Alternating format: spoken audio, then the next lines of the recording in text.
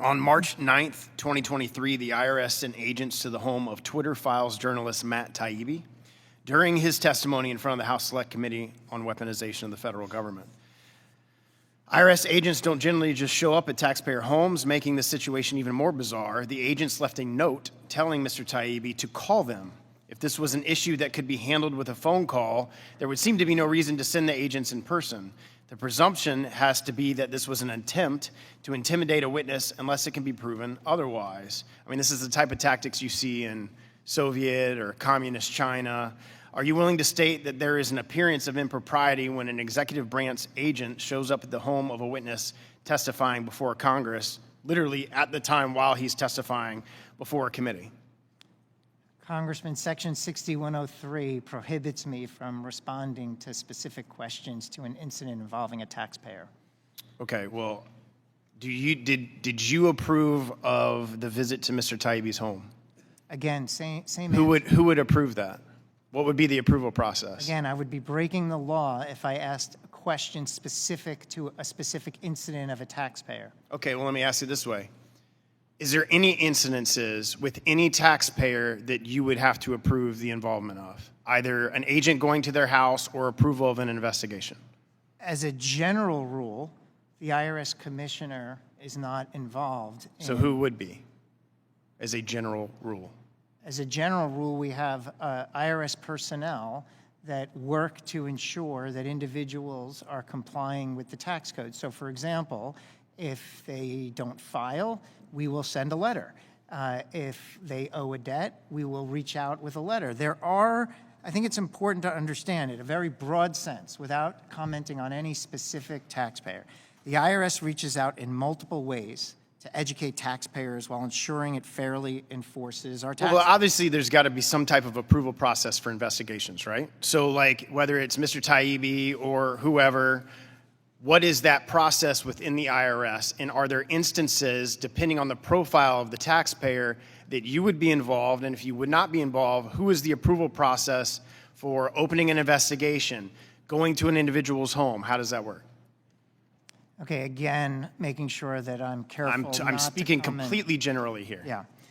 Well, I think I would like the opportunity to get back to you on the specifics. So you can't, as you sit here right now, tell me how the approval process works for opening an investigation on a taxpayer, going to their home, an agent showing up at their home, any of that. You can't give me any specifics on that. I will offer, as a general matter, one important clarifying point to your questions, which is any home visit that occurs is typically after the taxpayer has been contacted through a letter or some less invasive method, and we were not able to contact the taxpayer in that way. As a very general matter, I can share that with you. But in terms of your question of the complete process of an investigation being opened at the IRS to closure, I'm not prepared to provide you an answer with full fidelity because I'm still learning the process, and I will get back to you. Okay, so you said generally that if somebody's showing up to somebody's house, it's obviously been elevated. So would that be a criminal investigation? I did not say it was elevated. I said that we would. You said you would have opened an investigation, right? No, I did not say that. I said that we would typically try to reach a taxpayer through a letter before we would do any kind of additional outreach. And if we failed to hear back from that taxpayer, then going to someone's home is a possibility. So would that be a criminal investigator within the department that would go there, or a non-criminal investigator? As a general matter, it would often be a non-criminal investigator. The House Oversight Committee has discovered numerous LLCs affiliated with Hunter Biden where it appears he was laundering money through the LLCs and paying for basic living expenses out of the LLCs. Now, I know you can't speak to specific taxpayers, so I'm not going to ask you that question, but if the House Oversight Committee has evidence of a crime that was committed or what appears to be tax fraud or tax evasion, who would they get those documents to within your department? Is that something that we should get directly to you? No, again, the IRS commissioner would not be involved.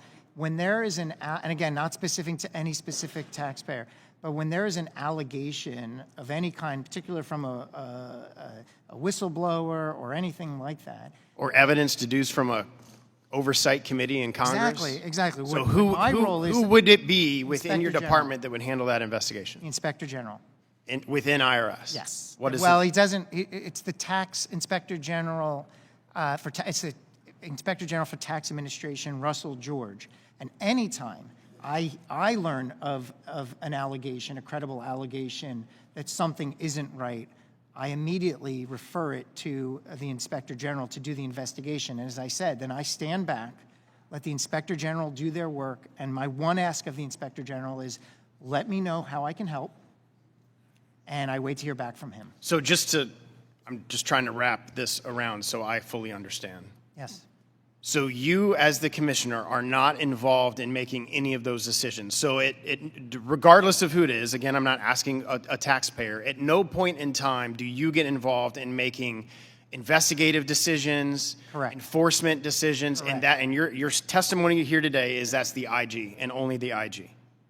For when there's an allegation of wrongdoing amongst an IRS employee, or an allegation that requires additional investigation, but I think we might be talking past each other. If there is, I'm not talking about internally. I'm talking about a taxpayer. We need to wrap it up.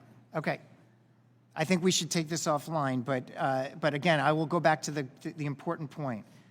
The IRS commissioner does not generally engage in decisions about individual taxpayers. If there is an allegation that something is not right with respect to IRS operations, the Inspector General investigates it. If it just involves a taxpayer and they're being investigated for tax evasion, that decision is made not at the commissioner level, but at the bureau level within the IRS. I yield back. My time's expired.